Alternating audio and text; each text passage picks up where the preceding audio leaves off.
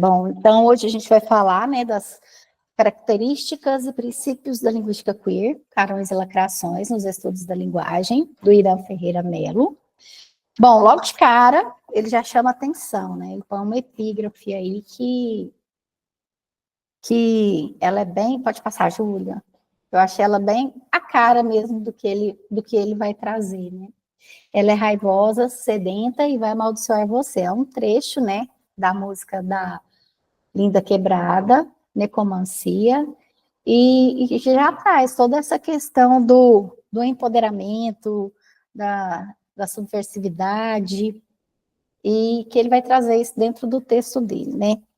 E ele já começa com uma provocação, né? Uma reflexão, eu diria mais. Ele traz, assim, que o Brasil hoje, nós vivemos em tempos de estupros coletivos, recorde em transfeminicídio, crescimento de casos de suicídio, de jovens, de sexualidades reprimidas. Então, é uma situação, assim, complicada, complexa, né? E ele nos traz uma pergunta aqui. Ele coloca: o tempo do Brasil contemporâneo tem sido de evidentes retrocessos na garantia dos direitos humanos. E o que fazemos? Sentamos em casa com a boca escancarada, cheia de dentes, esperando a morte chegar? E aí? Então ele já começa com eu diria que uma breve sacudida, né? sobre tudo isso que ele coloca antes. E nesse sentido, diante desse cenário, ele coloca que os estudos da linguagem tradicional. Pode passar também, Júlia, por favor.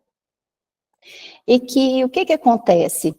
Que nós temos aqui várias ferramentas que são marcadas por essa relação de poder que existe na sociedade, e que a linguagem é uma delas, né? Então, a linguagem, ela é fonte do sentido, ela é meio do sentido, ela é produto do sentido. É na linguagem que se confunde toda a gama de potencial humano. E é ela, então, que certamente pode nos mostrar alternativas de uma nova construção simbólica e empírica sobre a realidade social. Ou seja, diante da nossa área, que aqui a gente busca, né, que é o estudo da linguagem, ele nos chama a atenção o poder que se tem diante da sociedade, como nós, pesquisadores, né, podemos estar atuando dentro desse cenário e caminhando, né, encaminhando as nossas pesquisas, né. Aí, nesse sentido, ele fala da linguística queer, que a linguística queer é o conjunto de posicionamentos que, inspirados numa leitura crítica, feminista, queer, transfeminista, decolonial, antirracista e anti-cis heteronormativa, entendem a necessidade de produzir um tour de force epistemológico para fazer uma linguística que proponha, por meio da aplicação pedagógica no ensino, aprendizagens das línguas, da análise das ordens de discurso e de políticas linguísticas, lato sensu, um exercício de questionamento das fases da linguagem que, no jogo das relações de poder, exterminam corpos e precarizam vidas, tornando-as inviáveis. Pode passar, Julia. E essa linguística queer, ela vem em confronto da linguística tradicional. De uma certa forma, ela envergonha, né? Mas por quê? Porque ela não fica lá sentada, né, compactuando, eu diria, com a centralidade de produção de conhecimento, de uma forma positivista, né? O que ela faz? Ela se entende mestiça e nômade em uma caminhada e não busca o epíteto disciplinar, pelo contrário, né, gente? Ela é a indisciplina, né? Para os seus projetos, e porque, principalmente, ela põe o pé na lama. Por assim dizer, com a atuação das pessoas que investigam na área, as quais não separam a sua ação da prática de diálogo ativista, com as camadas de base que investigam e para as quais contribuem. É uma linguística que se assume, que sai do armário, e faz borrar a fronteira entre os empedernidos papéis da docência, pesquisa, extensão e os limites desses três com os principais papéis da vida, os de cidadãos ou cidadãs e os seres humanos. Então, ele já coloca aí que ele vai trazer essas questões ligadas à linguística e ao papel do pesquisador também, como isso vai acontecer nesse decorrer, e essa relação com a sociedade, porque não tem como fazer ciência sem se comprometer com o que você vive no social, né? Pode passar, Júlia. Bom, aí ela aponta que, por muito tempo, essas correntes tradicionais de estudos colocaram a linguagem como um produto utilizado pela mente humana para acessar a realidade, pondo em lados separados esses elementos. E não é bem assim. Ele coloca aqui exatamente o contrário, né? Ele coloca que hoje sabemos que a linguagem se confunde com a vida, como se fosse ela mesma. Assim, passa a ser compreendida como uma dimensão e não um fragmento que chamamos da vida social. Aí a gente relembra, né, daqueles primeiros estudiosos, né, da linguística, que colocaram mais a questão da gramática, da estrutura, e isso foi mudando. Ele até cita que a sociolinguística contribuiu para isso, foi essa integração da ciência e pensando sobre os aspectos sociais, que não há como se separarem, né?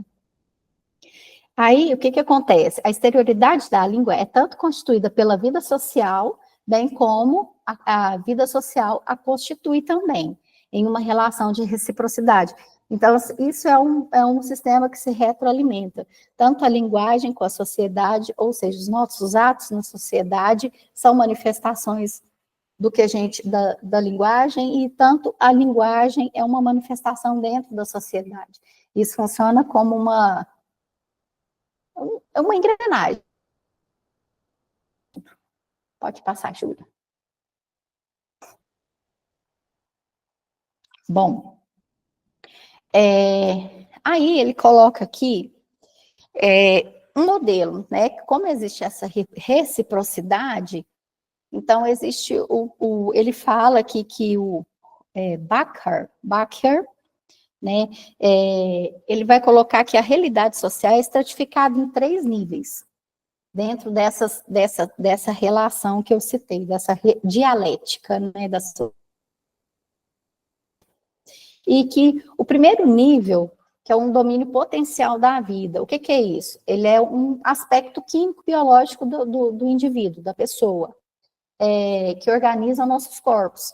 Um lugar social mínimo, reconhecendo o reconhecimento de mim e o reconhecimento do outro, além da competência da linguagem. Então, nós temos essa configuração fisiológica mesmo, né, que a gente está aqui, enquanto ser fisiológico aqui para existir. E a articulação entre esses aspectos, eles são inerentes da ação humana, ou seja, aspecto físico, biológico e da linguagem também, né?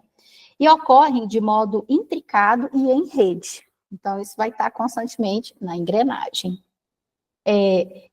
Não há um ser social sem trabalho biofísico-químico do corpo e vice-versa. Então, a linguagem, na égide da construção de tudo, é em constante diálogo com os demais elementos, garante a existência humana e a realidade social. É como ele vai colocar isso tudo integrado. A mudança vivenciada pelos modelos epistêmicos tradicionais, a partir desse olhar sobre a centralidade da linguagem na realidade social, vem sendo chamada de virada linguística. Então, ele já traz um conceito aqui para a gente, desse novo olhar sobre a linguagem, o ser e a sociedade. Pode passar, Júlia. Se vocês tiverem alguma consideração, viu, gente, pode interromper. Esse segundo nível, ele é composto pelo esquema de articulação do domínio potencial. O que é isso? É como aplicar as bases fundantes da vida humana, nos mais diversos contextos que vivenciamos. Que é o quê? Que seria o quê? A relação social, os valores, a cognição, os recursos materiais e o discurso. Esse seria a articulação do domínio potencial. O domínio potencial produz o nível no domínio realizável, ou seja, é necessário ter essa parte fisiológica para que esse domínio potencial ele tenha a capacidade de acontecer. Como relações sociais, cognição, valores, recursos, materiais e discursos, habilidades. Pode passar, Júlia.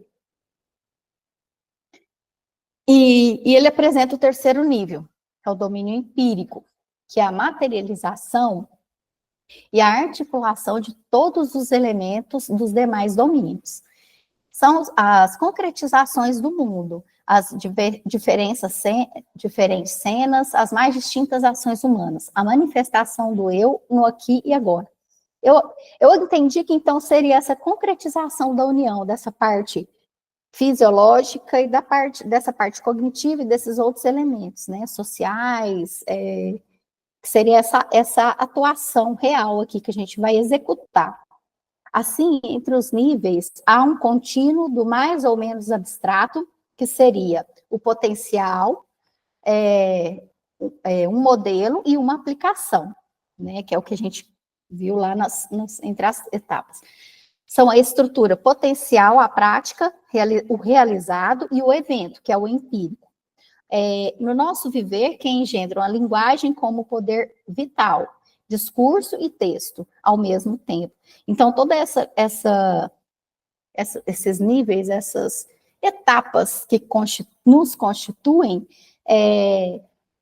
a linguagem entra aí, como aí no caso, o de discurso e texto. E está tudo ao mesmo tempo, tudo trabalhando junto nessa engrenagem. Pode passar, Júlia.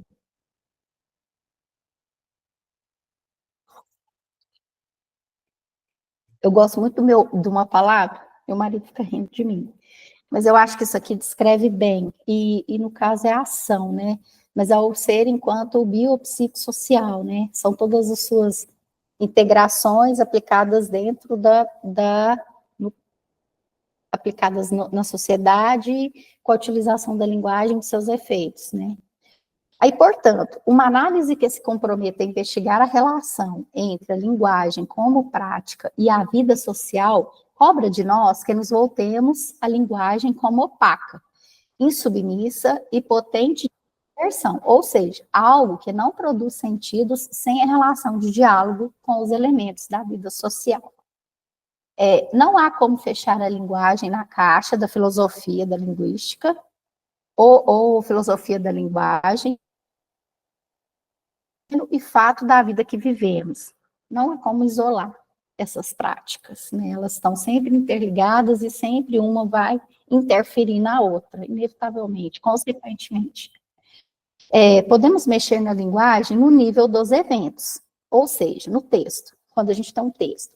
Podemos ou rearticular a linguagem no nível de prática, do discurso, e como consequência, chegar a uma mudança no nível da estrutura, dos sistemas da linguagem que nos formam. Pode mudar, Júlia. Essa, às vezes, ela é empreendida por um poder descomunal. Também pode não ocorrer de maneira contundente, ou se dar de forma paulatina e consensual. Ele dá aqui um exemplo que é o da evolução humana. O que acontece? Deixa eu me voltar aqui para as minhas anotações.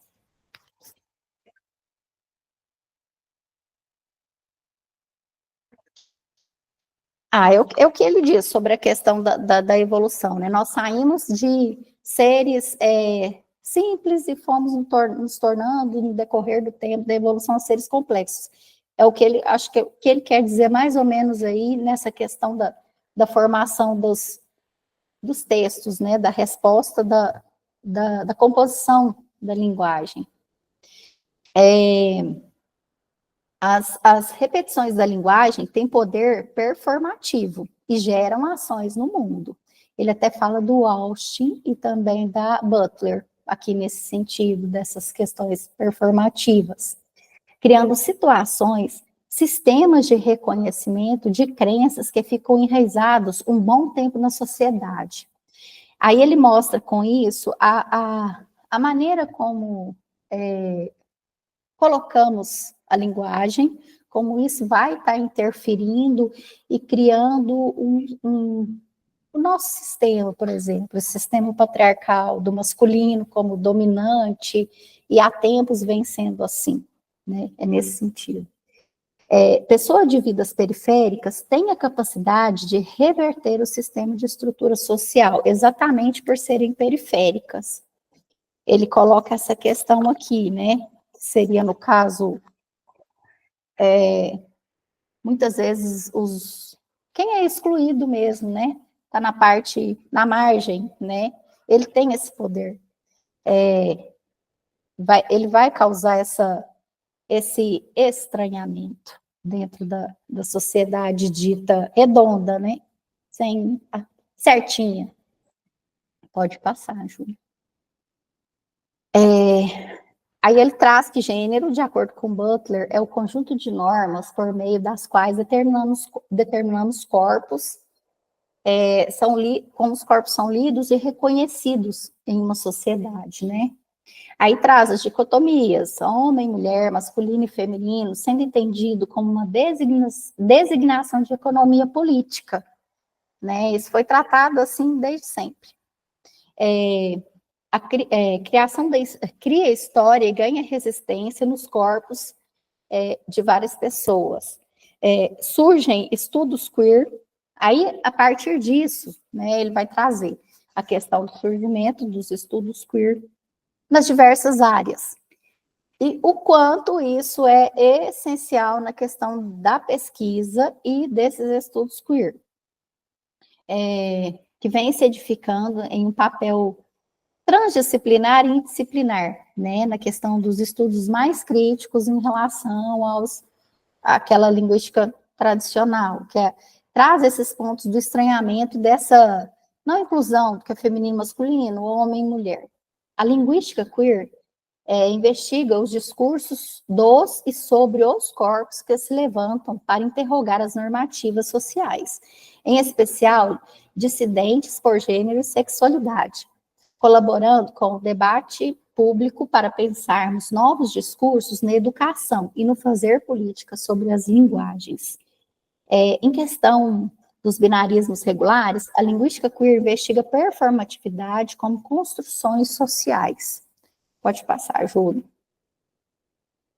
Então, a palavra de ordem aqui é a criticidade, né? Não só em questões puramente acadêmicas ou teóricas, mas nos problemas sociais também. Aí ele traz aqui, ele divide em 3 partes aqui também, se não me engano, são 3.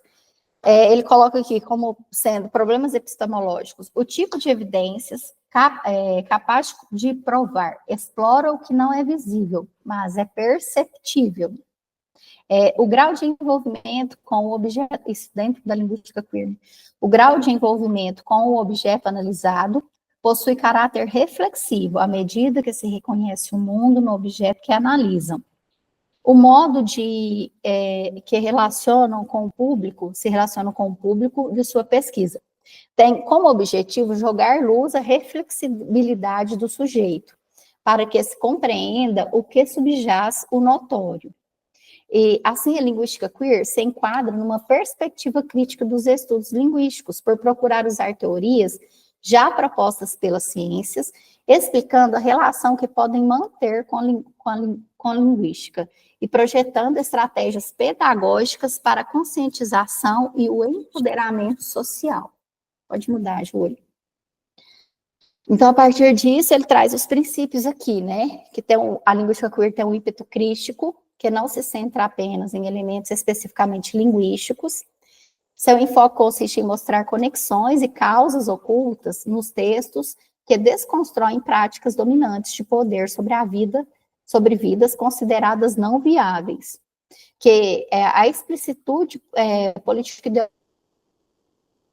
queer compartilha da ideia de que a ciência não pode ser vista como uma prática em si, buscando perceber o fazer científico como conjunto de práticas que estão ligados a elementos extracientíficos, né? A posição ideológica dos cientistas e o efeito social da sua investigação. Isso é muito importante dentro desse contexto. A indisciplinaridade, que a linguística queer tem uma relação dialógica com as outras teorias e métodos sociais, reconhecendo a transgressão dos limites entre as disciplinas. Aplicabilidade. As pessoas devem servir para promover resultados concretos de mudança social na vida das pessoas. As pesquisas, desculpa, devem servir para modificar essas vidas, atendendo às questões sociais iminentes e sendo propulsora de transformações no modo de olhar e agir das pessoas. Pode passar. Trazer acessibilidade. O estilo hermético é incompatível com os estudos da linguística queer, uma vez que qualquer trabalho realizado por ela deve ser ensinável, claro e acessível na socialização das análises e dos resultados da pesquisa.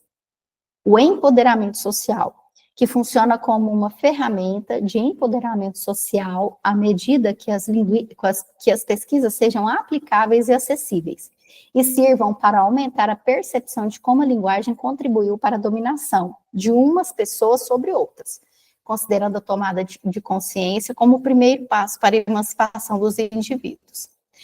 Também, a linguística queer traz a constituição ela se dá através de constituição de redes composta por pesquisadores de diferentes origens acadêmicas. A gente falou isso ontem, Daniel. A articulação da linguística queer com a etnografia em pesquisas de campo engajadas e potencialmente transformadoras, e a pesquisa sobre práticas pedagógicas e relações institucionais em contextos diversos. Pode passar, Julia.